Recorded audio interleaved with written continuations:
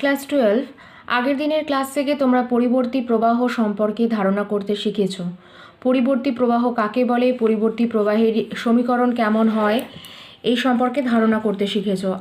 আজকে তোমরা পরিবর্তী প্রবাহের শীর্ষমান বা পিক ভ্যালু, গড় মান বা অ্যাভারেজ ভ্যালু, গড় বর্গের বর্গমূল মান বা আরএমএস ভ্যালু, এগুলো কি করে নির্ণয় করতে হয় সেই সম্পর্কে শিখবে।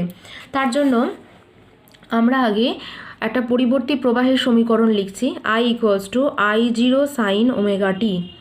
এটা একটা পরিবর্তী প্রবাহের সমীকরণ, যেটাকে আমরা যদি গ্রাফিক্যালি যদি প্লট করি তাহলে দেখতে এরকম হবে।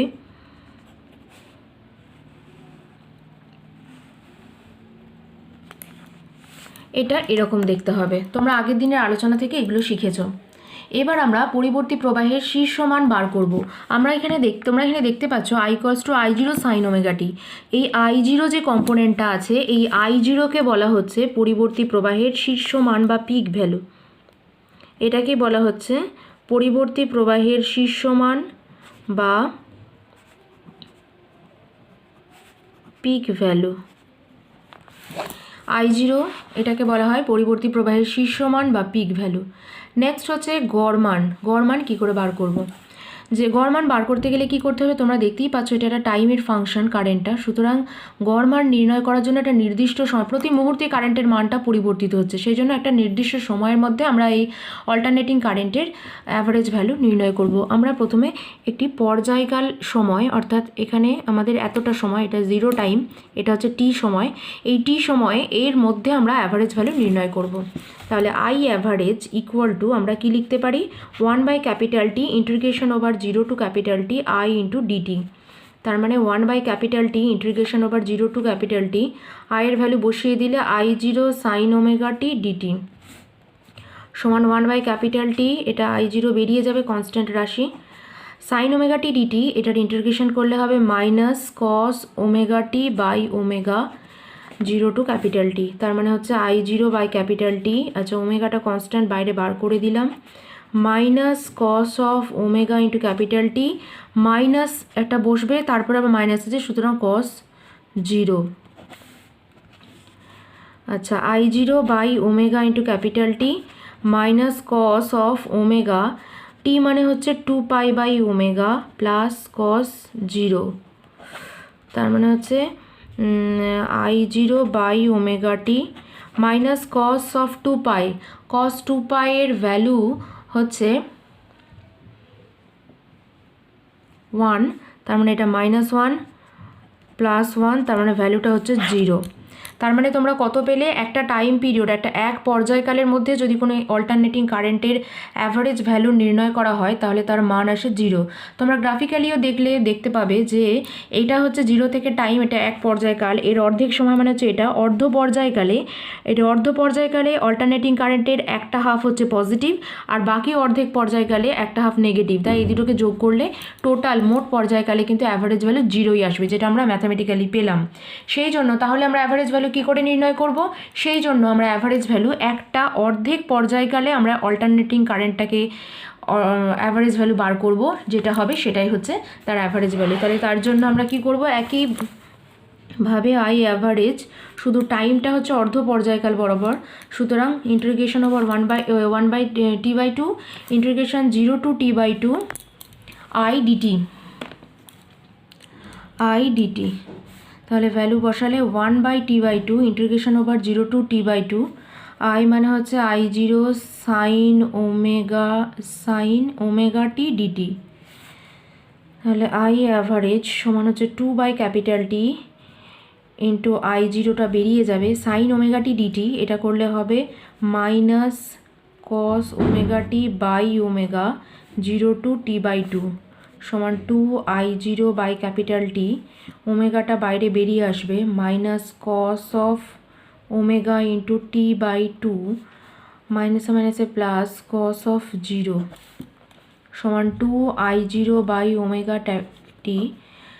টি মানে হচ্ছে 2π/ওমেগা, তাহলে ওমেগা ওমেগা কেটে যাবে, 2π/ওমেগা, তাহলে 2π কেটে গেলে মাইনাস কস পাই, ওপরে হচ্ছে মাইনাস কস পাই প্লাস কস 0।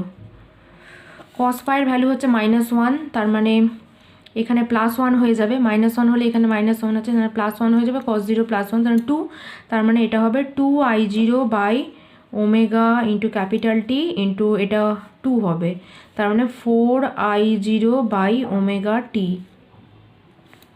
সমান 4I0/ω, t মানে হচ্ছে 2π/ω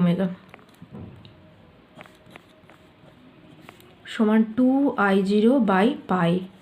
তাহলে I অ্যাভারেজ সমান কত পেলে 2I0/π। তার মানে এটা অল্টারনেটিং কারেন্টের অ্যাভারেজ ভ্যালু হচ্ছে 2I0/π, যেখানে I0 হচ্ছে পিক ভ্যালু। ঠিক আছে, তাহলে আমরা গড় মান কী করে বার করলাম অ্যাভারেজ ভ্যালু সেটা দেখলে। নেক্সট আমরা বার করব গড় বর্গের বর্গমূল মান, যেটাকে বলা হয় RMS মান, RMS ভ্যালু। তোমরা জানো, আচ্ছা তোমরা এইমাত্র দেখলে অ্যাভারেজ ভ্যালু যদি একটা গোটা টাইম পিরিয়ডে আমরা বার করি এটা অল্টারনেটিং কারেন্টের, তাহলে তার ভ্যালুটা টোটাল 0 হচ্ছে, কিন্তু যদি অর্ধ পর্যায়কালে বার করি তাহলে কিন্তু তার ভ্যালু হচ্ছে 2I0/π হচ্ছে, দেখতে পেলে। আমরা যদি আয়ের ভ্যালুটা I² হিসাবে ট্রিট করি তাহলে I², I হচ্ছে অর্ধেক পর্যায়কালে পজিটিভ, বাকি অর্ধেক পর্যায়কালে নেগেটিভ। তাহলে আমরা যদি I² ভ্যালু চুজ করি তাহলে সবসময় সেটা পজিটিভ হবে। তোমরা এমনিতেও জুলের সূত্র থেকে কি জানো, তাপীয় ফল সংক্রান্ত যে জুলের সূত্র, সেখানে তোমরা কি জানো H প্রপোর্শনাল টু হচ্ছে I²। তাই আমরা যদি কারেন্টের এই অল্টারনেটিং কারেন্ট, একটা এটা ডিসি কারেন্ট নয়, এটা অল্টারনেটিং কারেন্ট বা পরিবর্তী প্রবাহ, তার মানে টাইমের ফাংশন, তাহলে I² যদি দেওয়া হয়, I², I ইকুয়াল টু কত পেয়েছো I0 sin ωt, তাহলে I² মানে হচ্ছে I0² sin A²ωt। আচ্ছা I0², তার মানে কারেন্টের I² যদি হয় তাহলে এটা, তাহলে I² এর ম্যাক্সিমাম ভ্যালু কত হতে পারে I0² হতে পারে, অর্থাৎ এটা +1 হলে এটা I0² হতে পারে, মিনিমাম ভ্যালু কত হতে পারে 0 হতে পারে। তোমরা বলবে যেটা -I0² হতে পারে, -I0² কারেন্টের কোনো এক্সিস্টেন্স নেই, তাই আমরা লোয়েস্ট ভ্যালু কত হবে 0 হবে। তাই I² এই ভ্যালুটার মিনিমাম ভ্যালু হতে পারে 0 আর ম্যাক্সিমাম ভ্যালু হতে পারে I0² বা I0। তো এরকমের ক্ষেত্রে আমরা তাহলে অ্যাভারেজ ভ্যালু কী করে বার করব, I² এর অ্যাভারেজ ভ্যালু কী করে বার করব, এর মাঝামাঝি কোনো একটা ভ্যালু হবে, অর্থাৎ 0 এবং I0² এর মাঝামাঝি কোনো একটা মান, যে অর্থাৎ I² অ্যাভারেজ যদি আমরা বার করি তাহলে 0 এবং I0² এর মাঝামাঝি একটা মান পাবো, যে মানটাকে এর অ্যাভারেজ ভ্যালু হিসেবে ধরে নেব। যেহেতু কারেন্টটা টাইমের সঙ্গে চেঞ্জ হচ্ছে তাই আমরা ওই অ্যাভারেজ ভ্যালুটাকে ধরে নেব, যে এই মানে তাপ উৎপন্ন হবে। আমরা এখানে লিখলাম H প্রপোর্শনাল টু I², অর্থাৎ কোনো বর্তনীতে যখন অল্টারনেটিং কারেন্ট যাবে তখন কত হারে তাপ উৎপন্ন হবে সেটা আমরা কি করে বার করব, কারণ এটা যেহেতু টাইমের ফাংশন, H এর ভ্যালুটা একবার 0 হবে, একবার I0² এর সঙ্গে প্রপোর্শনাল হবে, তাহলে সেভাবে তো বলা সম্ভব না, এটা অ্যাভারেজ ভ্যালু বার করতে হবে। সেই জন্য আমরা 0 এবং I0² মাঝামাঝি একটা ভ্যালু যেটার হিসাব করে আমরা পাবো, সেই অনুযায়ী বর্তনীতে তাপ উৎপন্ন হবে। তার মানে এখন আমাদের প্রয়োজন কি, এই I² অ্যাভারেজ ভ্যালু বার করা। তাহলে I² অ্যাভারেজ ভ্যালু এক্ষেত্রেও আমরা ওই অর্ধ পর্যায়কালে বার করব। তাহলে I² অ্যাভারেজ যদি বার করি তাহলে কত হবে 1/T/2 integration over 0 to T/2 I² dt,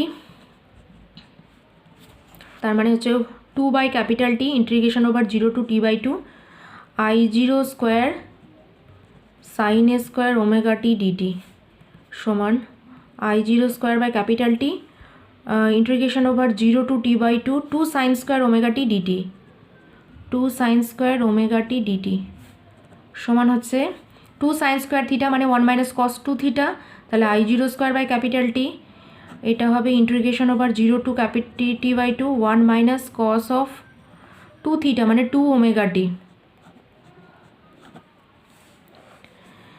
এটাকে যদি আমরা ক্যালকুলেট করি, অর্থাৎ I অ্যাভারেজ² সমান হচ্ছে I0²/T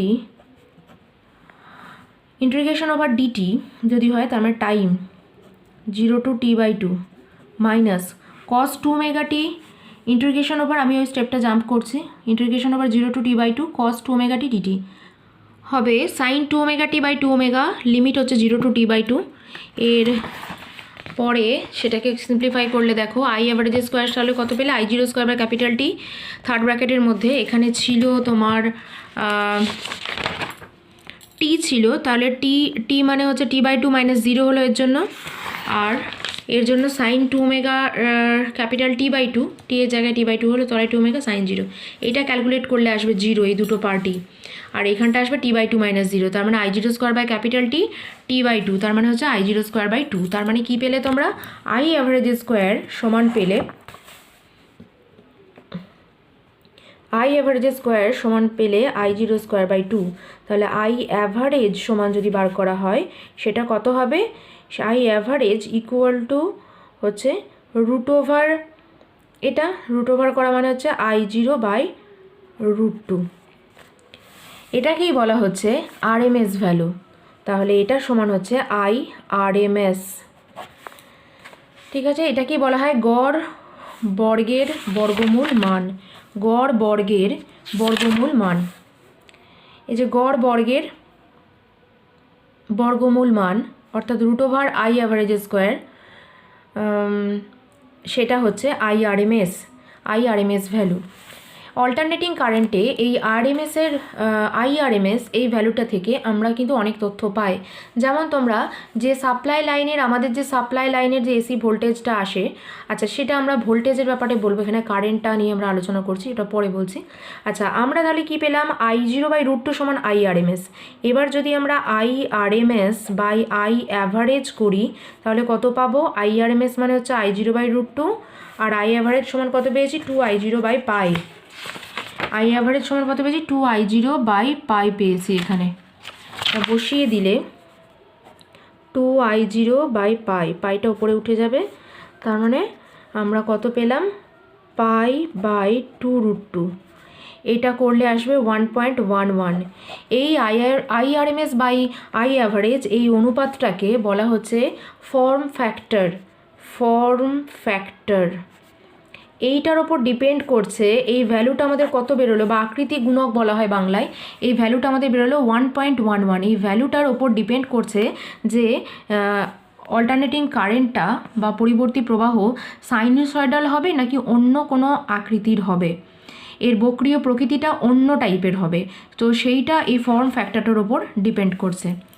আচ্ছা এরপরে এর আগে আমরা একটা কথা বলছিলাম যে আমরা যে সাপ্লাই লাইনের যে ভোল্টেজটা আসে সেটা E0 মানে হচ্ছে 220 ভোল্ট, এটা এসি ভোল্টেজ, এসি লাইনের ভোল্টেজ হচ্ছে এটা। আমরা এখানে কারেন্ট নিয়ে আলোচনা করেছি, আমরা যদি তড়িৎচালক বল নিয়ে আলোচনা করি তাহলে একই রকম পাবো, অর্থাৎ আমরা এখানে প্রবাহের শীর্ষমান পেয়েছি I0, তাহলে পরিবর্তী ভোল্টেজের ক্ষেত্রে শীর্ষমান হবে E0।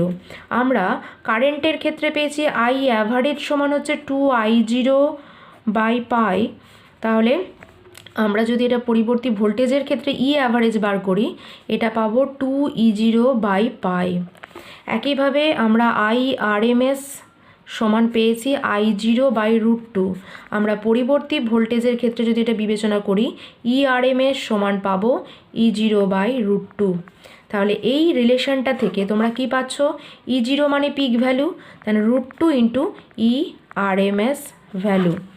ঠিক আছে, এবার আমরা যে কথাটা বলছিলাম যে 220 ভোল্ট এসি লাইনের ভোল্টেজ, এই এসি লাইন যে সাপ্লাই লাইনটা আসছে সেই সাপ্লাই লাইনের শীর্ষমান বা পিক ভ্যালু কত হবে, 220 ভোল্ট তোমাকে দেখাচ্ছে, কিন্তু তার অ্যাকচুয়াল ভ্যালু কত √2, মানে শীর্ষমান সর্বোচ্চ মান কত √2 ইন্টু 220 ভোল্ট, এটা করলে আসবে 311 ভোল্ট, অর্থাৎ তোমাকে যেটা দেখাচ্ছে 220 ভোল্টের সাপ্লাই লাইন তার পিক ভ্যালু হচ্ছে, সেটা হচ্ছে 220 ভোল্টটা হচ্ছে তোমার RMS ভ্যালু। এবার যখন সেটা তার পিক ভ্যালু বার করব, পিক ভ্যালুর আর RMS ভ্যালুর রিলেশন তোমরা দেখলে, তাহলে √2 দিয়ে গুণ করলে তাহলে সেটা পাচ্ছ 311 ভোল্ট। এই কারণে কিন্তু একটি কথা বলা হয় যে 220 ভোল্ট ডিসি অপেক্ষা 220 ভোল্ট এসি বেশি বিপজ্জনক, কারণ 220 ভোল্ট ডিসি মানে 220 ভোল্টই সেটা, কিন্তু 220 ভোল্ট এসি মানে 220 ভোল্ট আদেও নয়, সেটা হচ্ছে √2 দিয়ে গুণ করে সেটা হচ্ছে 311। সুতরাং ভ্যালুটা ভোল্টেজটা কিন্তু অনেক বেশি, তাই এটাতে শক খাওয়ার প্রবণতা অনেক বেশি। তাই জন্য এই কথাটা বলা হয় যে 220 ভোল্ট ডিসি অপেক্ষা 220 ভোল্ট এসি অনেক বেশি বিপজ্জনক। ঠিক আছে, তাহলে মেয়েরা আজকে এ পর্যন্তই এই টপিকটা আলোচনা হলো। আমরা পরবর্তী অংশ এই চ্যাপ্টারের পরের ভিডিওতে আলোচনা করব।